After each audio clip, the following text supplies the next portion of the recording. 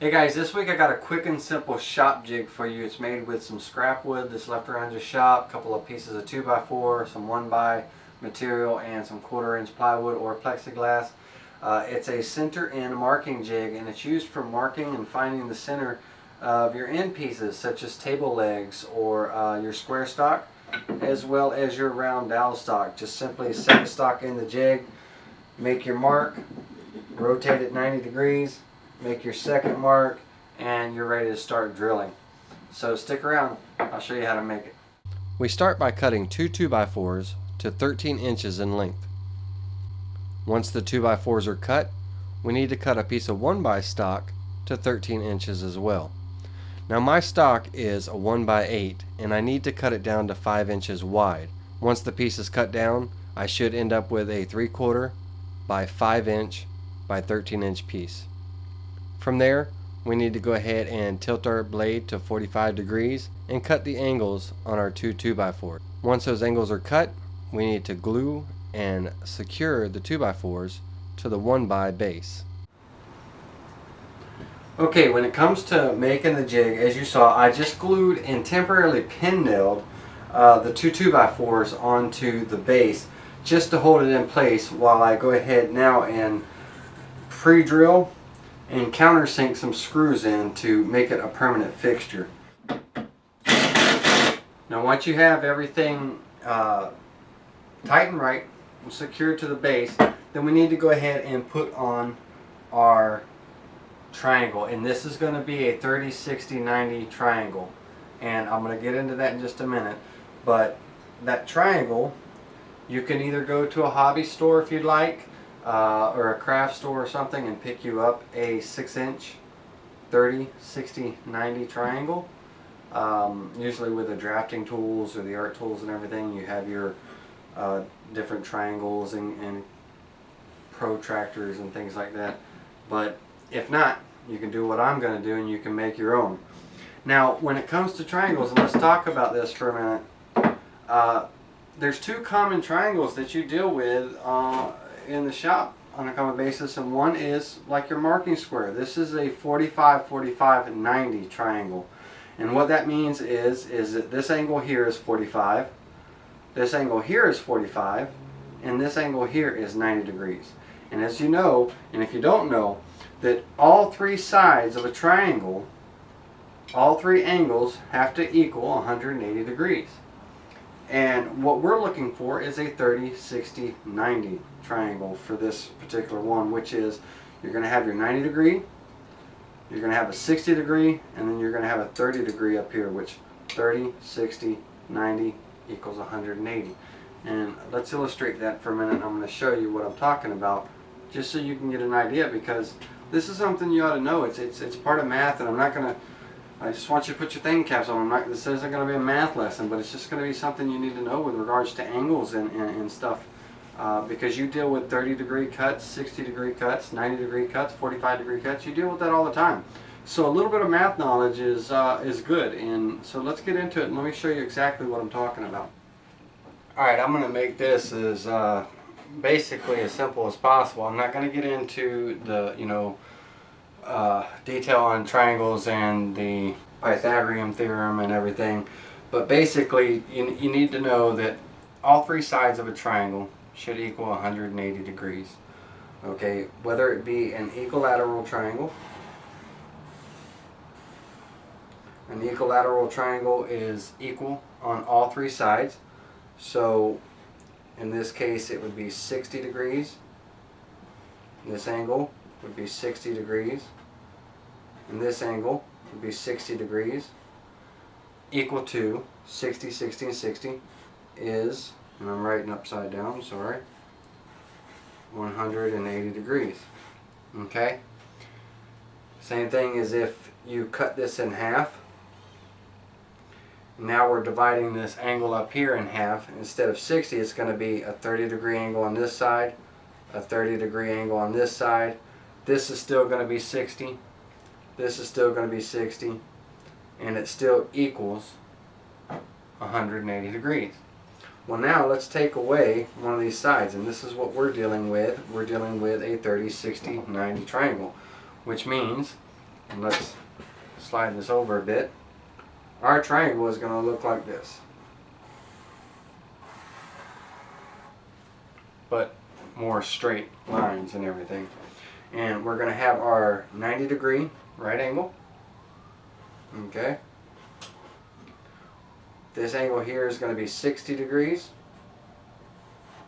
And this angle up here is going to be 30 degrees. And that's going to be the small piece that we're making for the jig. And how we're going to determine on how big it is and everything, I want this this angled line here, opposite of the right angle, is called the hypotenuse. And the hypotenuse, we're going to do 7 inches. Okay? Half of the hypotenuse is what our short side is going to be. So basically we're going to take that, and that's going to make this 3.5 inches over here. 3.5.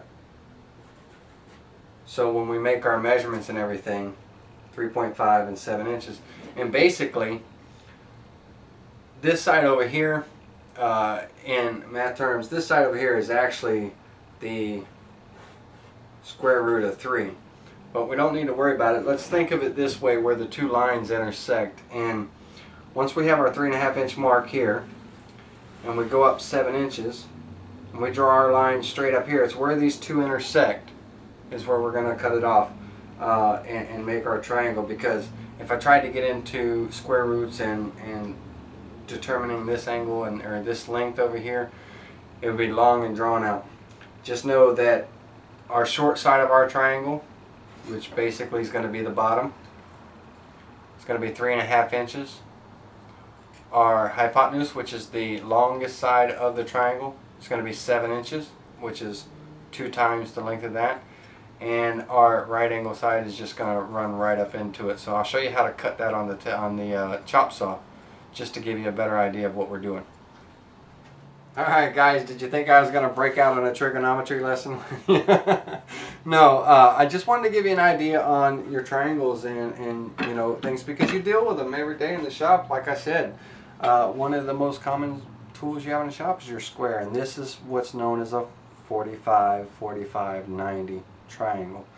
Well, what we're going to make is our little 60, which is over here, 30, 90 triangle, and we're going to cut that out of a little piece of wood. And what happens is this will get screwed to the front of the jig, and it's going to bisect the center here, which means cut it in half. So that way, when we're marking our centers, we're marking our true centers of our pieces that are going to lay in here, our end boards and everything. And just to give you an idea, you know, when we lay our stock in there and we need to mark our center, flip it. Or same thing when we put dowel stock inside and mark it. So we need to bisect this center mark here exactly. And what we need to do is we need to go ahead and mark out and cut our triangle. So basically from a square piece of scrap wood, or if you want something for longevity, you can even use a piece of plexiglass if you want to cut your triangle out of that. I'm just going to use a piece of wood for now. And then down the road I might switch over to a piece of plexiglass just for longevity.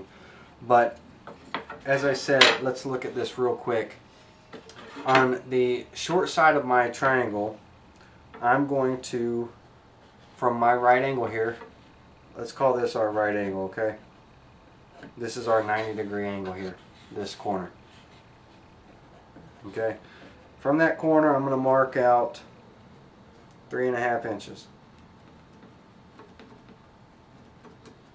Okay, and then 7 inch, I'm going to find the 7 inch mark on my ruler here, and we know that, like I said earlier in the demonstration, that the short side of your triangle is half of the hypotenuse, and the hypotenuse is going to be the angled side of the triangle, the longest angled side. So what I'm going to do is I'm going to basically, on that 3.5 inch mark, I'm going to take my 7 inch mark on my ruler, and I'm going to put it there, and I'm going to pivot my ruler over to the corner until it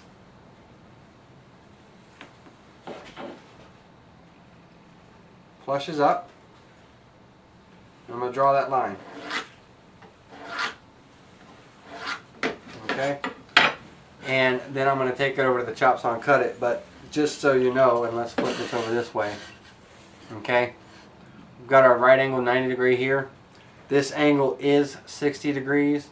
And this angle up here is 30 degrees. And I'm going to show you that on the chop saw, because we're going to set our blade in our chop saw for a 30 degree cut.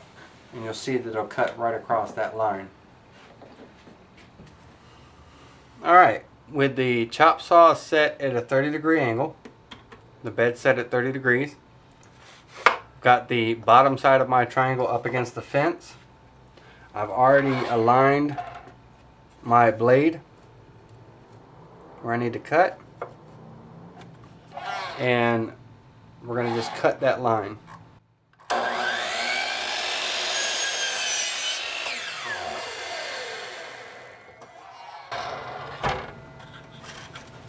And what we have is a perfect 30, 60, 90 triangle.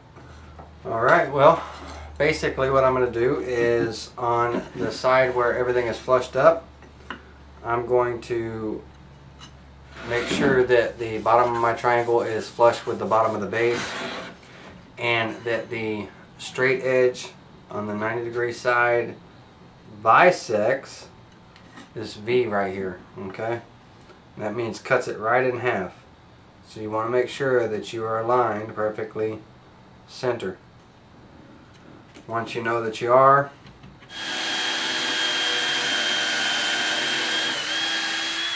pre-drill you a hole, and I'm just going to use some Craig screws, and I'm not going to bother countersinking everything because this is going to be temporary. I'm going to probably end up putting a piece of plexiglass on there.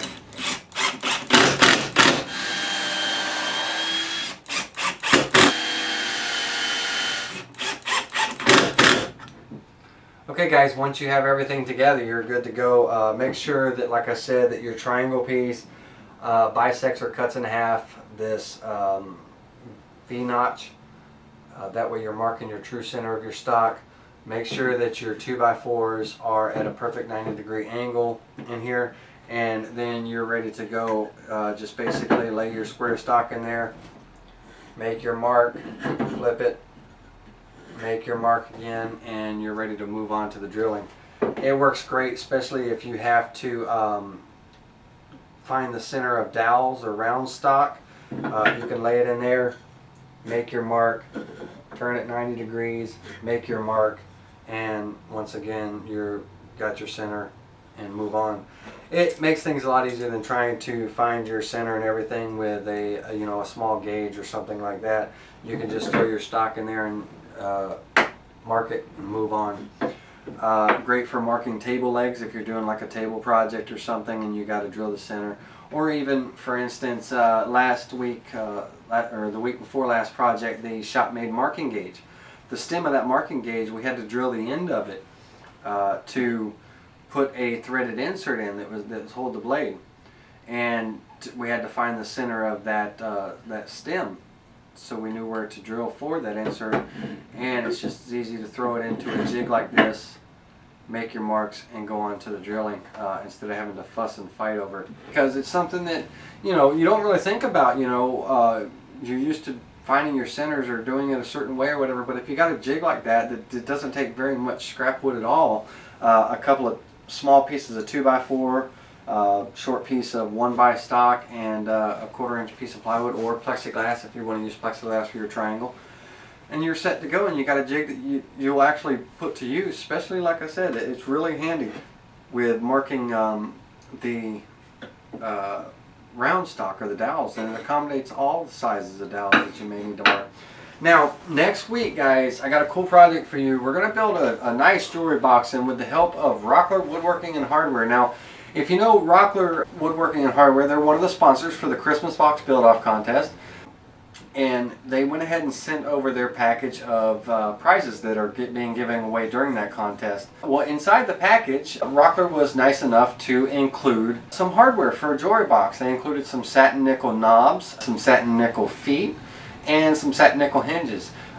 So next week I'm going to make a really nice box, and I'm going to show you guys some techniques on inlay. We're going to do some inlay work on the box, and use this hardware package that they sent over to really dress it up some. So Rockler, I thank you for that, and guys, stick around for that video. That's going to be next Wednesday. Other than that, guys, until next week, see you soon.